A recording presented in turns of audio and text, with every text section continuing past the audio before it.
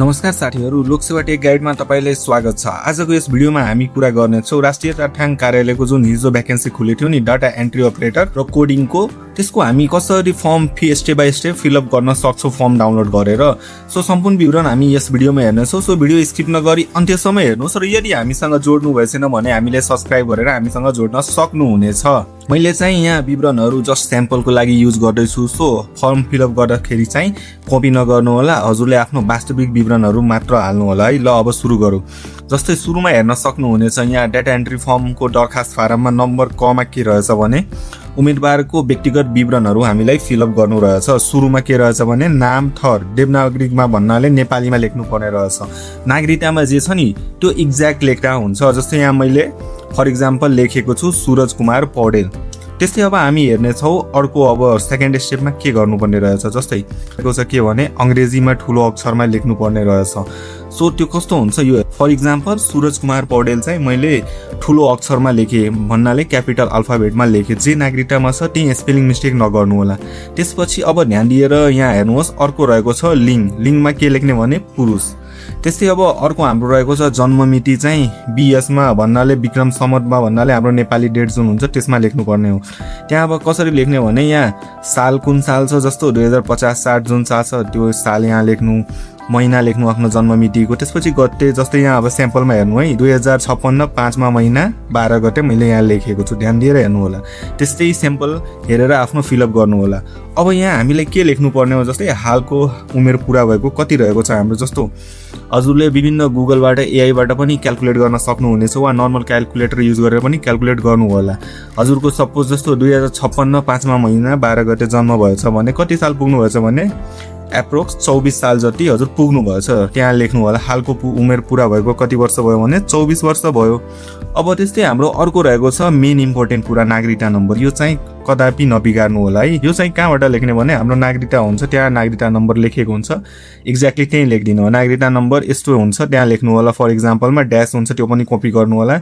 जारी जिल्ला कहाँबाट छ, मैले यहाँ स्याम्पलमा काठमाडौँ हालेछु। हजुरको जुन जिल्लाबाट जारी भएछ त्यो लेख्नु होला। जारी मिति हुन्छ नागरिकताको पछाडिपल्ट, त्यहाँ पनि हेरेर त्यो लेख्नु होला।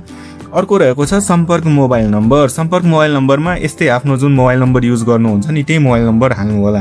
नेक्स्ट बुबाको नाम थर, यसमा चाहिँ बुबाको नाम लेख्नु होला। जस्तै यहाँ स्याम्पलमा मैले कृष्ण बहादुर पौडेल लेखेको छु। सूरज कुमार पौडेलको बुबाको नाम के रहेछ भने कृष्ण बहादुर पौडेल रहेको छ। नेक्स्ट रहेको छ आमाको नाम थर। अनि यो कुराहरू ध्यान दिनु होला, आफै मनले नलेख्नु होला है, किनभने नागरिकतामा कसैको हुन्छ टाइटल डिफ्रेन्ट हुन्छ। सो नागरिकतामा हजुरको जे मेन्सन छ नि त्यही लेख्नु होला।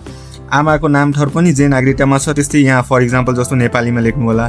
अब मेन ख नम्बरमा के रहेछ अब त्यो अब हामी हेरौँ। जस्तो ख नम्बरमा रहेको छ उम्मेदवारको शैक्षिक योग्यता, तालिम र अनुभव सम्बन्धी विवरणहरू। सो मेन इम्पोर्टेन्ट यो भाग पनि रहेको छ, यहाँ मिस्टेक नगर्नु होला है। खास अब सर्टलिस्ट हुने चान्सेस यहीँबाट क्रिएट हुन्छ। अब हेरौँ सुरुमा रहेको छ के भने न्यूनतम शैक्षिक योग्यताको अङ्कहरू। जस्तै अब प्रताप कति छ, पूर्णाङ्क कति छ, शैक्षिक संस्थाको नाम के रहेको छ। जस्तो फर एक्जाम्पल मैले यहाँ स्याम्पल दिएको। जस्तै हजुरले 100बाट कति प्राप्त गर्नुभयो, हजुर मानौँ हाम्रो प्लस 2 को कति हो 400 एक्जाम्पल 400बाट मलाई 300 जति नम्बर आएछ भने यहाँ लेखिदिने। अनि त्यसपछि कुन संस्थाबाट दिनुभएछ भने बोर्ड, अब हाम्रो के हुन्छ भने राष्ट्रिय परीक्षा बोर्डबाट हामी एक्जाम दिएको हुन्छ त्यो मेन्सन गर्नु होला। त्यस्तै अब माथिल्लो शैक्षिक योग्यता छ भने छ कि छैन त्यो मेन्सन गर्नु होला। जस्तै प्लस 2 पढेको साथीहरूले ब्याचलर क्लियर छ भने त्यो मेन्सन गर्नु होला। डाटा एन्ट्री अपरेटरमा अप्लाई गर्ने साथीहरू इफ छैन भने जस्ट छैन मेन्सन गर्दा नि हुन्छ। जस्तो फर एक्जाम्पल यहाँ हेर्नु छ भने प्लस 2 उच्च माध्यमिक छ, यो चाहिँ अब यहाँ जस्ट फर एक्जाम्पल प्लस 2 दिएछ तर न्यूनतम योग्यता अब डाटा एन्ट्री अपरेटरको लागि चाहिँ प्लस 2 मागेको छ। सो छ इफ हजुरले सिलेक्ट गर्नुभयो भने त्यहाँ के हाल्नुपर्छ ब्याचलर डिग्री इफ कम्प्लिटेड छ अनि मात्र 6 सिलेक्ट गर्नु होला, नत्र छैन लेख्दा हुन्छ। वा त्यहाँ रियल फर्ममा चाहिँ टिक मार्नु रहेछ, त्यहाँ टिक मार्दा हुन्छ। त्यस्तै अब अर्को रहेको छ तथ्याङ्क सङ्कलन, कोडिङ, डाटा एन्ट्री सम्बन्धी अनुभवहरू। जस्तै यही 2082 को आर्थिक गणनामा काम गर्नुभएछ भने 6 लेख्नु होला, या कुनै गणनामा छ भने 6 अनि त्यहाँ मेन्सन गर्ने रहेको छ त्यसमा टिक हान्नु होला। छैन भने छैन गर्दा हुन्छ। लास्टमा चाहिँ इम्पोर्टेन्ट रहेको छ 3 महिनाभन्दा बढी कम्प्युटर सम्बन्धी तालिम। यो त कम्पल्सरी रहेको छ। सो यहाँ 6 मा टिक लगाउनु नै पर्छ, नत्र हजुरको एप्लिकेसन स्वतः रद्द हुन्छ। अब लास्टमा हामी के हेर्ने हो भने सङ्कलन गर्ने कागजातहरू के रहेको छ। जस्तै सङ्कलन गर्ने कागजातहरू क नम्बरमा नेपाली नागरिकताको प्रमाणपत्रको प्रतिलिपि यहाँ बुझाउनु पर्ने हो। प्रतिलिपि भन्नाले सबैको फोटोकपी। यति बुझौँ, जति हजुरको ओरिजिनल डकुमेन्ट छ सबैको फोटोकपी गरेर पछाडि एउटा सिग्नेचर लेखेर अनि बुझाउनु पर्ने छ। न्यूनतम शैक्षिक योग्यताको अपरेटरमा अप्लाई गर्नुभएछ त मिनिमम +2 को ट्रान्सक्रिप्ट र क्यारेक्टर बुझाउनु पर्छ। इफ ब्याचलर कम्प्लिट गर्नुभएछ, यहाँ मेन्सन गर्नुभएछ छ भने ब्याचलरको पनि ट्रान्सक्रिप्ट क्यारेक्टर बुझाउनु होला। अनुभव भएको हकमा जस्तै हजुरलाई सर्टिफिकेट प्रोभाइड हुन्छ नि, जस्तै आर्थिक गणना गर्नुभएको साथीहरूले पाउनुभयो होला वा विगतमा गर्नुभएको गणनामा पनि पाउनुभयो होला, त्यो सर्टिफिकेटको प्रिन्टआउट बुझाउनु होला।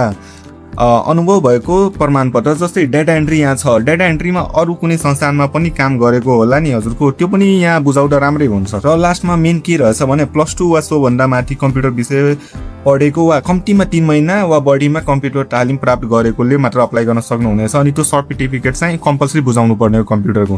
+2 मा कम्प्युटर मेन छ भने केही फरक पर्दैन, छैन भने 3 महिनाको कम्पलसरी चाहियो। अब अन्तिममा हामीलाई गर्नुपर्ने के काम रहेको छ भने अब त्यो पनि हेरौँ। लास्टमा के रहेको छ भने उम्मेदवारको दस्तखत सिग्नेचर, त्यहाँ सिग्नेचर गर्नु होला। यहाँ मैले जस्ट स्याम्पलमा उसको नाम लेखिदिएको छु। अनि त्यसपछि मिति लेख्नुपर्छ, जस्तै फर्म बुझाउन कुन दिन जानुभयो त्यो दिनको मिति लेख्नु होला। यहाँ इक्जाम्पलमा रहेको छ 83/3/15 गते। सबै विवरण भइसकेपछि फारम पेश गर्नु अघि चाहिँ तल सिग्नेचर गरेर बुझाउनु पर्छ अनि मिति पनि त्यही दिनको लेख्नुपर्छ। अनि त्यसपछि अन्तिममा हजुरले पुरै फर्म फिलअप गर्नुभयो। त्यसपछि यो फारम भर्ने तरिकामा यति नै थियो। यदि हजुरलाई अझै पनि केही कन्फ्युजन लागेछ, यहाँ के मेन्सन गर्ने, यहाँ कसरी फर्म भर्ने भने कमेन्टमा हामीलाई सोध्न सक्नुहुनेछ। यदि यो भिडियो उपयोगी लाग्यो भने हाम्रो च्यानललाई लाइक, शेयर, सब्स्क्राइब गर्न नबिर्सनु होला र कमेन्टमा आफ्नो प्रश्न सोध्नु सक्नुहुन्छ। फेरि भेटौँला अर्को भिडियोमा, तबसम्मको लागि धन्यवाद। जय नेपाल।